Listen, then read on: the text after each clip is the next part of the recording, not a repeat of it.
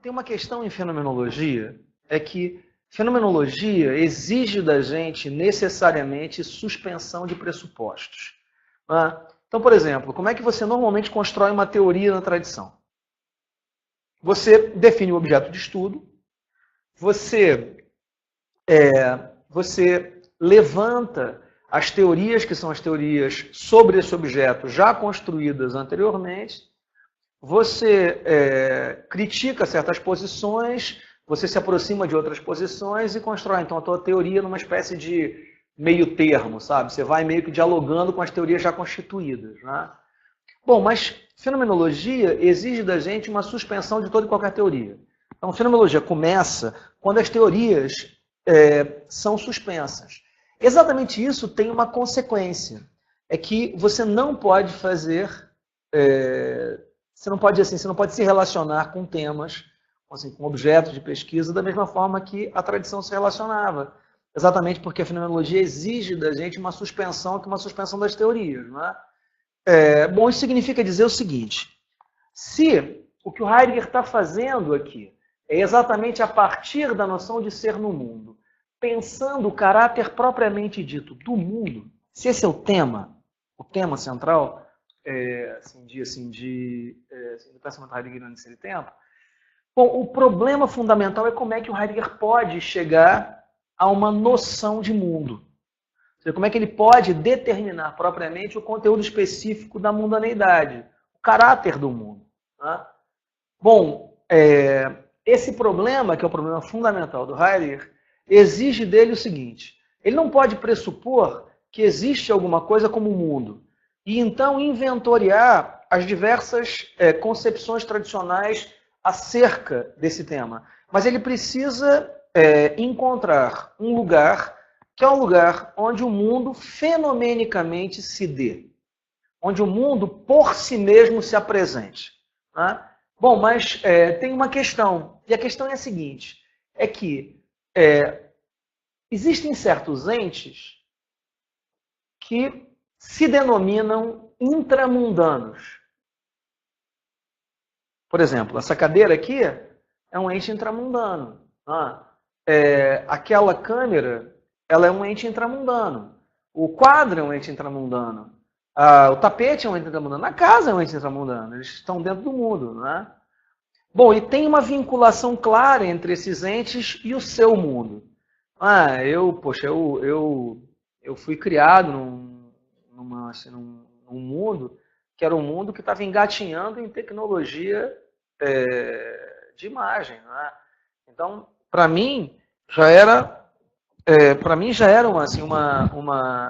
uma grande evolução a televisão a cores. Né? Filmagem era uma coisa, para mim, inimaginável na minha infância. Né? Ao mesmo tempo, a gente acaba se acostumando com esses utensílios novos, né? Com essas novas tecnologias, de um tal modo que essas tecnologias remontam claramente ao mundo delas. Se daqui a 250 anos, depois de uma hecatombe, ecológica, depois do caos ecológico, as pessoas em escavações vierem a descobrir uma coisa como essa aqui, a câmera remete para o mundo da câmera. E isso caracteriza exatamente o caráter intramundano da câmera. Bom, mas se, na verdade, a cadeira, a mesa, a casa, a câmera, o tapete, o ladrilho, se tudo isso é ente intramundano, então, na verdade, dos próprios entes parte uma referência para o mundo. Pensar fenomenologicamente significa, antes de tudo, seguir a orientação, que é a orientação a partir dos próprios entes. Então, assim, o que caracteriza propriamente a fenomenologia é que ela segue as relações intencionais, acompanhando exatamente as referências que provêm desses campos, que são os campos do acontecimento dos fenômenos. Vamos pensar, por exemplo, uma coisa que a gente raramente faz. Né? Você está diante de um quadro. Vamos dizer que você esteja diante de um quadro de balcão. Quadro de balcão são esses quadros nos quais você tem uma varanda, e as pessoas estão olhando para fora da varanda, né? Mas você está fora da varanda, porque você que está diante do quadro.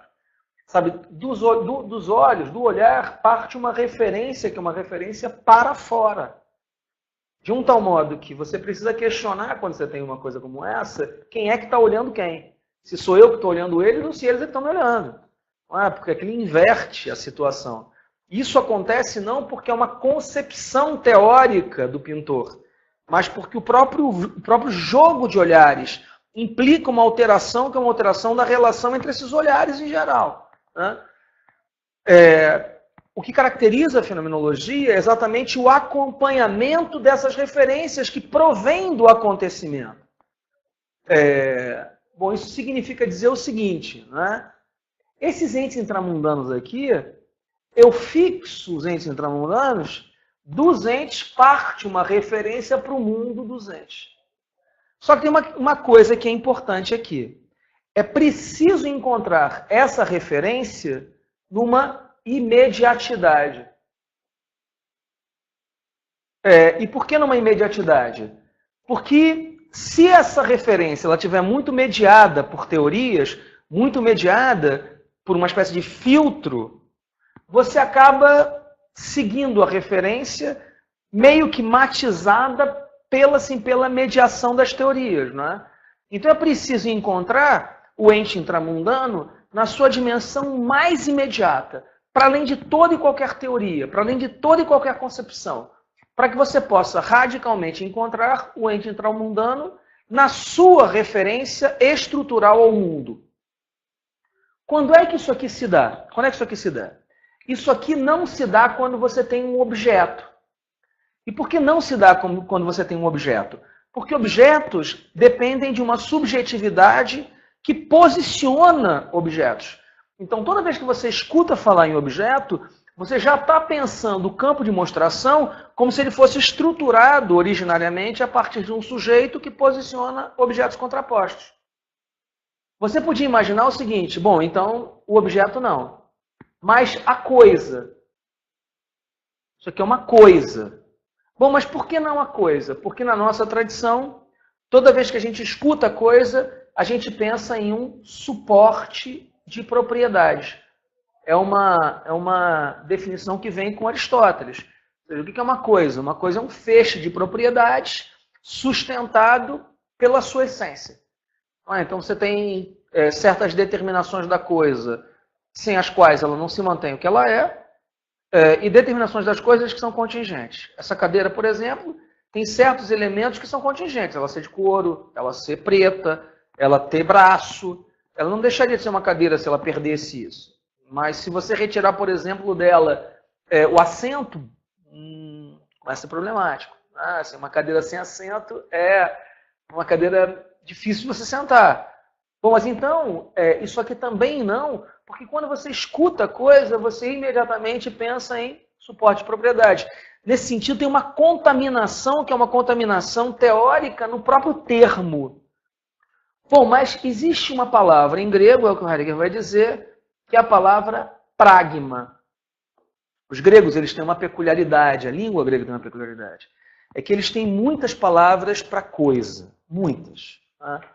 Então você tem, por exemplo, a palavra poema, que vai dar o nosso poema, que significa literalmente a coisa na medida em que ela é produzida. Você tem matema, que vem de máteses, que vai da matemática, que significa a coisa na medida em que ela é sabida. Você tem krematos, e krematos é a coisa na medida em que ela tem valor de uso. Ou seja, na medida que ela pode ser trocada num campo que é um campo de uso. E você tem pragma, que significa a coisa na medida em que ela está sendo usada. Isso aqui é exatamente o que o Heidegger é disso que ele vai se valer, exatamente traduzindo pragma por utensílio. As traduções de Seri Tempo, nesse caso, são todas duas absurdas. Não tem nenhuma outra expressão. Assim, a maior parte das traduções de Seri Tempo são absurdas nesse caso. As pessoas traduzem isso aqui por instrumento. Né? E Por que isso é absurdo? É absurdo porque o Heidegger está pensando, por exemplo, no cadastro do sapato, sabe? Ou no botão da camisa. Ou no brinco. Brinco é um instrumento? Instrumento de quê? O que o brinco produz em termos de razão instrumental?